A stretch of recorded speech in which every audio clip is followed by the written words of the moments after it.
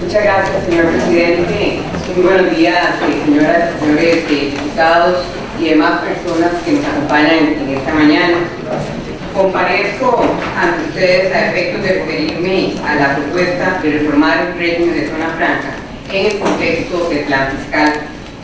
Como lo he expresado públicamente, este es un tema que me preocupa mucho y quiero aprovechar esta oportunidad para compartir con ustedes el porqué de mi preocupación.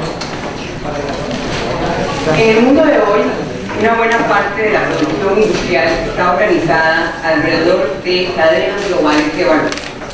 Estas son redes de producción establecidas entre varias empresas ubicadas en distintos países, cada una de las cuales lleva a cabo determinadas actividades económicas interconectadas y dirigidas hacia la producción de un bien final o servicio. Distintos factores han contribuido al crecimiento y desarrollo de las cadenas globales de valor en las últimas décadas, entre los que destacan el cambio tecnológico, las diferencias en los costos de producción entre países, la liberalización del comercio, la reducción de los costos de transporte y de logística y la mejora de los sistemas de distribución. Esto ha permitido que se den dos fenómenos internacionales y que están a la base de las cadenas globales de valor: la fragmentación de los procesos de producción y la deslocalización geográfica de dichos procesos. Así, en el mundo de hoy, la investigación, diseño y desarrollo de un producto se lleva a cabo en un país, la extracción o producción de la materia prima en otro, la fabricación de los insumos intermedios en otro, la manufactura de los bienes semiterminados en otro, el ensamble, prueba y empaque del bien final en otro, el inventario, distribución y entrega del producto final en el mercado de consumo y el servicio al cliente en otro país más. En un principio, las cadenas globales de valor se asociaban más con la producción de bienes. Cada día más, sin embargo, son importantes también en la prestación de servicios. Y es así como encontramos que las empresas mantienen sus actividades centrales en una ubicación, delegando otras tareas como contabilidad, soporte informático, atención al público, administración de recursos humanos, gestión de fondos y pagos, en filiales en terceros países, o bien subcontratándolas a compañías independientes. Es precisamente para participar en estas cadenas globales de valor que las empresas, por lo general de países desarrollados, aunque cada vez más también de países emergentes, invierten su capital en otros países para que una o varias tareas asociadas a la producción de un bien o a la prestación de un servicio se lleven a cabo en él. Ahora, los beneficios asociados con la atracción de inversión extranjera directa para participar en cadenas globales de valor son muchos. Contribuir en conjunto con la inversión nacional a la generación de crecimiento en el país a través de empleo de calidad, crecimiento, diversificación y sofisticación de las exportaciones y en general aumento de la riqueza que impulsa a su vez el consumo nacional. Igualmente importante es el impacto que tienen en impulsar la transformación estructural de la economía, elevando el nivel tecnológico y de desarrollo industrial mediante el acceso a nuevas tecnologías y modernos sistemas de gestión, la posibilidad de generar encadenamientos locales, elemento que es fundamental para el crecimiento y fortalecimiento de la pequeña y mediana empresa nacional, el desarrollo de una nueva cultura empresarial y laboral y una serie de efectos secundarios. En Costa Rica, los datos muestran que la inversión extranjera directa ha contribuido de una manera muy significativa en cada uno de estos campos, como también lo ha hecho en compensar el déficit de la balanza comercial. Ustedes conocen los números del impacto de la inversión extranjera en Costa Rica, por lo que no me referiré a ellos en esta ocasión, aunque dejaré una copia de esta información para su incorporación al expediente legislativo.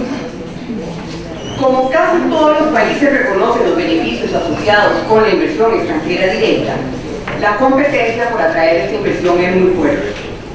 Aunque con más éxito unos que otros, la mayoría de los países trabajan por mejorar su clima de negocios y cortejan a las empresas extranjeras con miras a que se establezcan en sus territorios. Esto es particularmente cierto cuando se trata de empresas líderes a nivel mundial, cuyos nombres se constituyen en imanes para la atracción de muchas otras empresas o para la formación de clústeres. No todos los países, claro está, pueden competir en los mismos segmentos de atracción de inversión, En el tipo de inversión que atrae Costa Rica, los competidores más importantes están en Asia: Malasia, Singapur, Tailandia, Filipinas, Vietnam, China, pero también en América Latina: México, Puerto Rico, República Dominicana, Chile, Panamá, y en Europa: Irlanda, Eslovenia, Croacia y otros. No es una lista estática, por supuesto. Muchos países trabajan fuertemente para ubicarse en estas listas. Por ejemplo, uno que está empezando a aparecer en las listas es Colombia. Otros, por no hacer su trabajo, se van quedando relativamente rezagados. El proceso de traer una empresa extranjera al país no es ni fácil ni tampoco por lo general rápido. Es necesario primero que la empresa tenga un determinado proyecto, lo cual está asociado, por supuesto, con las condiciones de mercado. En situaciones de crisis internacional, por lo general hay menos proyectos que en situaciones de bonanza, aunque esto, por supuesto, varía en cada sector. Una vez que la empresa tiene un proyecto por desarrollar, empieza el proceso de selección del sitio en que se llevará a cabo su inversión.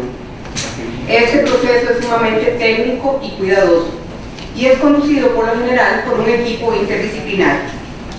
En un principio se trata de elaborar lo que se llama la lista larga, es decir, un listado de posibles lugares, 8, 10 o 12, que podrían, con base en una investigación preliminar, ser considerados sitios adecuados para llevar a cabo la tarea que se requiere. En esta etapa, lo crucial para un país es que piensen en uno.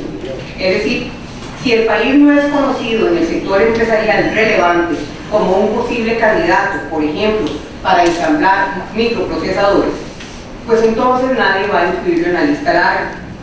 Por eso, cuando se trata de países pequeños, es importante organizar los llamados eventos plataforma para darse a conocer y, sobre todo, confiar en que aquellas otras empresas que ya lo conocen van a dar testimonio sobre el país.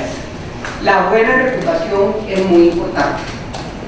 En esta etapa, factores como la estabilidad política y económica son relevantes, como también lo son la existencia del recurso humano capacitado para el tipo de actividad de que se trate, la infraestructura y la logística, la apertura de la economía y el clima de inversión, incluyendo un esquema tributario favorable. Limitaciones en alguno de estos factores puede hacer que un país no entre en la lista. Y si no se incluye, es un problema, pues ya no será considerado más adelante en el proceso. Con base en investigaciones de publicaciones relevantes, índices internacionales y quizás alguna visita al país, esta lista se reduce, eliminándose algunos lugares para llegar a tener una lista corta de posibles sitios de inversión. Los países incluidos en esta lista suelen ser analizados con gran detenimiento en todos y cada uno de los factores relevantes. Aquí sí, se llevan a cabo visitas a los países con agendas muy detalladas, en las que se busca conocer todo el detalle de cada uno de los factores claves, incluyendo, por supuesto, costos del recurso humano, costos del transporte, costos de logística, costos de energía, costos de bienes raíces y demás. La decisión de inversión tenderá a favorecer a aquel país que en condiciones iguales o similares a los demás permite un mayor retorno sobre la inversión. Es en este contexto que los incentivos a la inversión cobran una gran relevancia, pues son los que pueden inclinar la balanza en una o en otra dirección. Los países lo saben y por eso otorgan gran importancia a mantener paquetes de incentivos competitivos y estables en el tiempo.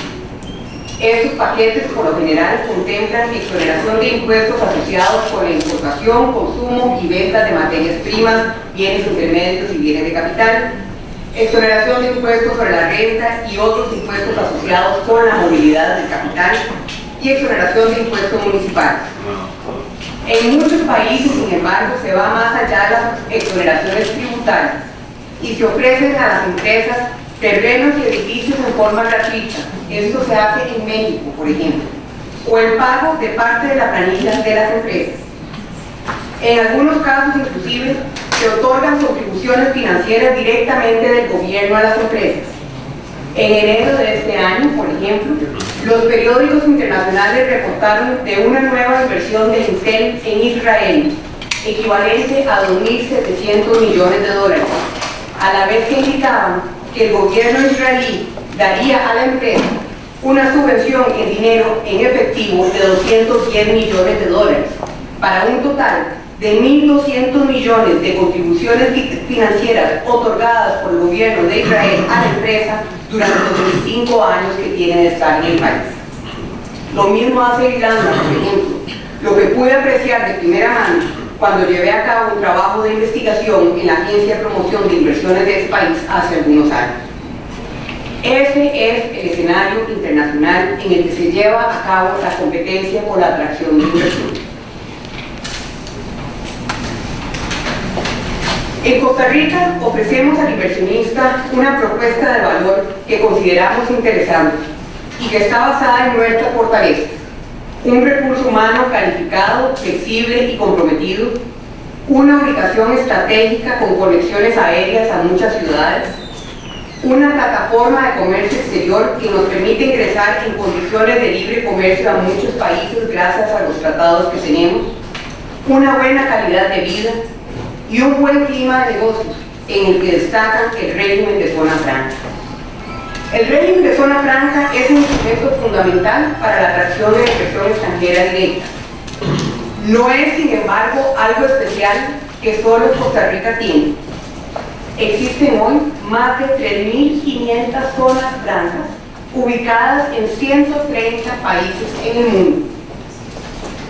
Otra vez, la competencia es dura. La mayoría de los procesos asociados con las cadenas globales de valor tienen lugar en zonas francas.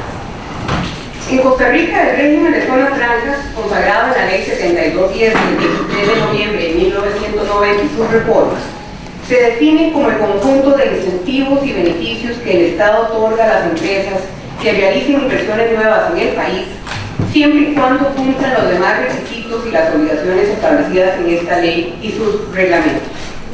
Esta ley fue reformada mediante la Ley 8794 del 12 de enero del 2010, con el objetivo de cumplir con los compromisos internacionales del país en el marco de la Organización Mundial de Comercio, brindar certeza jurídica a los inversionistas extranjeros que se establecieran en el país, promover la inversión en zonas de menor desarrollo relativo y fomentar el desarrollo de proveedores locales.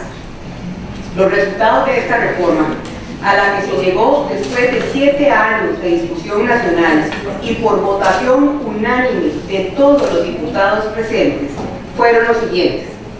Primero, eliminar todos los subsidios a la exportación de bienes. Con ese propósito, las empresas beneficiarias mantendrán sus derechos hasta el vencimiento del plazo de las exoneraciones según su acuerdo ejecutivo o cuando vence el plazo establecido por la OMC, esto es el 1 de enero del 2015. Esto significa que a partir de este momento, todas estas empresas beneficiarias del régimen de zona franca quedarán sujetas a la tasa común del impuesto sobre la renta del 30%. Segundo, establecer un régimen impositivo especial para las empresas de zonas francas procesadoras de bienes de sectores estratégicos, independientemente de si exportan o no. La tasa del impuesto sobre la renta aplicable a estas empresas es de un 6% durante los primeros 8 años y el 15% en los siguientes 4. Si estas empresas se ubican fuera del gran área metropolitana ampliada, la GAM, y crean al menos 100 empleos permanentes, la tasa a pagar es de 0 durante los primeros 12 años y del 15% en los siguientes 6. Tercero, establecer un régimen impositivo especial para las empresas de zonas francas procesadoras de bienes de un sector no estratégico que se establezcan fuera del gran área metropolitana, independientemente de si exportan o no. La tasa del impuesto sobre la renta aplicable a estas empresas es de 0% durante los primeros 6 años, 5% durante los segundos 6 y del 15% en los siguientes 6. Cuarto, establecer un régimen impositivo especial para las empresas que inviertan al menos 10 millones de dólares y creen al menos 100 empleos permanentes, los denominados megaproyectos. a los cuales se les va a aplicar una tasa del 0% durante los primeros 8 años y del 15% durante los 4 años siguientes. Estos plazos se extienden si la empresa se ubica fuera del gran área metropolitana ampliada. Y quinto, mantener el régimen de exención anterior para las empresas de servicios y los desarrolladores de parques de zonas francas. Así, a estas empresas se les aplica una tasa del 0% durante los primeros 8 años y del 15% en los 4 años siguientes, de nuevo extendiéndose los plazos si se aplican fuera del gran área metropolitana ampliada. De esta forma, con base en la legislación vigente desde enero del 2010, debe llegarse a las siguientes conclusiones. Primero, en general, las empresas beneficiarias del régimen de zona franca exportadoras de bienes no disfrutarán de las exenciones del impuesto sobre la renta a partir de enero del 2015. Muchas de ellas, de hecho, ya están pagando dichos impuestos y más lo harán en los próximos años. Segundo, las únicas empresas manufactureras de bienes que gozan de esta exención serán las que estén incluidas en un sector estratégico de conformidad con la ley, las que se instalen fuera del gran área metropolitana ampliada y las que desarrollen megaproyectos. La tasa aplicable va a depender de una combinación de estos elementos. Y tercero, las empresas manufactureras de bienes de sectores estratégicos que se ubiquen en el gran área metropolitana y no involucren megaproyectos pagan impuestos sobre la renta desde un inicio, aunque a una tasa preferencial. La reforma del 2010 fue una reforma muy importante del régimen de zonas francas, que cambió el conjunto de incentivos que se ofrecían a la inversión, en particular en lo relativo al pago de impuestos sobre la renta.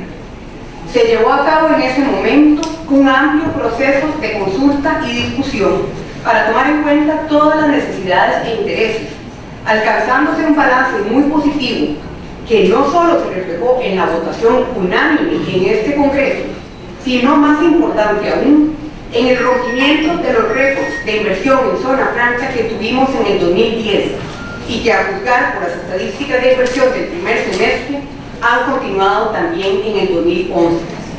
Se cerró así exitosamente el capítulo de la reforma al régimen de zona franca, con lo que se entendía por todos los actores involucrados sería una reforma estable y de largo plazo, que brindaría certidumbre jurídica al inversionista y le permitiría al país continuar atrayendo cada vez más inversión para generar crecimiento, empleo y desarrollo. No obstante lo anterior, el proyecto de ley de solidaridad tributaria incluye una propuesta para reformar el régimen de zona franca, que busca, primero, sujetar a las empresas de zona franca que se instalen o reinviertan a partir del 2015 al pago del impuesto a la distribución de dividendos cuando sean repatriados al exterior. La tasa aplicable sería la tasa común del 15%. Y segundo, autorizar a las municipalidades del país a cobrar a las empresas de zona franca establecidas en su cantón el impuesto sobre bienes inmuebles hasta por un máximo de $100.000 a partir del año 2015. El impacto de esta propuesta debe abordarse por un lado desde la perspectiva de la atracción de inversión y el crecimiento en el país, y por otro, desde la óptica de su contribución a paliar el déficit fiscal, que es lo que debería explicar su inclusión en un proyecto de reforma fiscal. Desde la perspectiva de la atracción de inversión, esta propuesta de reforma es muy preocupante por dos razones fundamentales. Primero, cambia las reglas del juego establecidas con una vocación de largo plazo apenas en enero del año pasado. Para el inversionista, la estabilidad del marco jurídico aplicable a su inversión es muy importante. Es lo que le brinda la confianza, no solo para invertir hoy, sino para continuar reinvirtiendo en el país y dar testimonio del ambiente de negocio local. Esto es particularmente el caso para el tipo de inversionistas que buscamos atraer, que queremos no que venga por 2, 3 o 5 años y después se vaya, sino que crezca, se consolide, arraigue y desarrolle en Costa Rica. Un cambio de esta naturaleza es muy serio y así lo han planteado las empresas líderes establecidas en el país, que son además las que queremos que sigan reinvirtiendo y que nos recomienden para que otras empresas también establezcan sus operaciones en Costa Rica. He tenido contacto con muchas de estas empresas, quienes me han informado de la posposición de sus decisiones de inversión en el país hasta tanto esta situación no se aclare. Esto es muy lamentable, pues hay muchas personas que quisieran los empleos que estas inversiones generarían.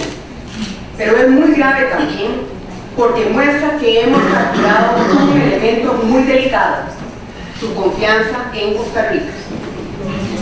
He escuchado decir que la reforma propuesta no altera las condiciones para las empresas ya establecidas en el país.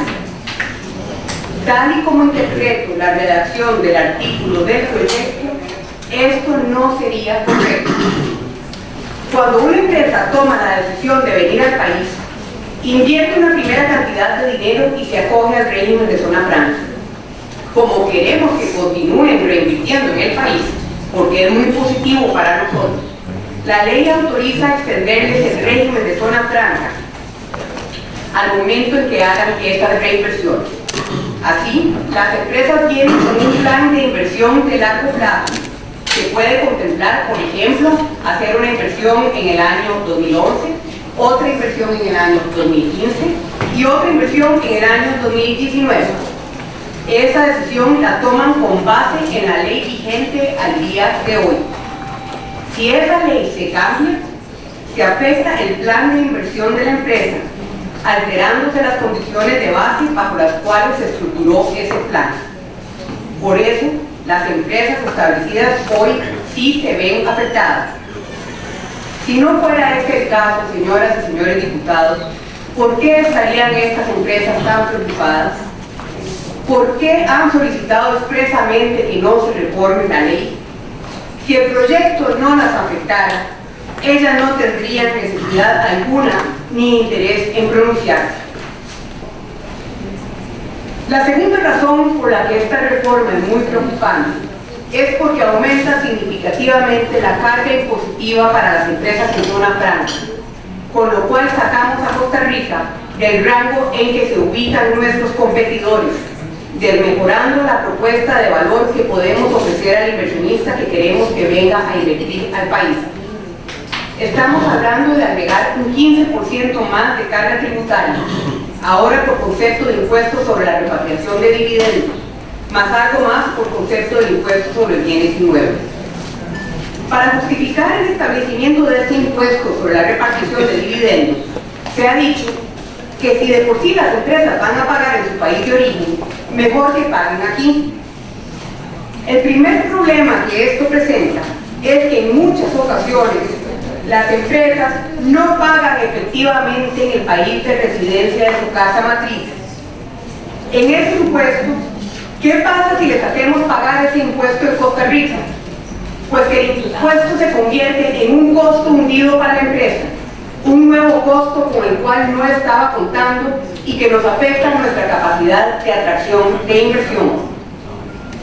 Para rebatir este argumento, se ha dicho que no hay por qué preocuparse, pues las empresas no tendrían grandes problemas para acreditar el pago de ese impuesto en Costa Rica cuando paguen en su país de residencia. En primer término, esto no es correcto, pues por diversas razones, muchas empresas no pueden acreditar el impuesto pagado. Pero aún cuando pudieran acreditarlo, lo cierto es que el proyecto de ley, tal y como está redactado hoy, no sujeta la eliminación de la exoneración a que la empresa en cuestión pueda acreditar el pago del impuesto pagado en Costa Rica en el lugar de residencia de su casa matriz. Es decir, el impuesto deberá ser pagado en todo su puesto de repatriación de dividendos, con independencia de si la empresa puede acreditarlo o no, pues eso es lo que dice el proyecto de ley. Así, la justificación para no preocuparse no es tal, pues el proyecto dice cosas distintas. Ahora, aún en el supuesto de que la ley permitiese acreditar el impuesto pagado, resta el problema de que, dado que ya se estableció el pago de un impuesto sobre la renta en la reforma del 2010, un impuesto sobre los dividendos del 15% eleva significativamente la carga tributaria.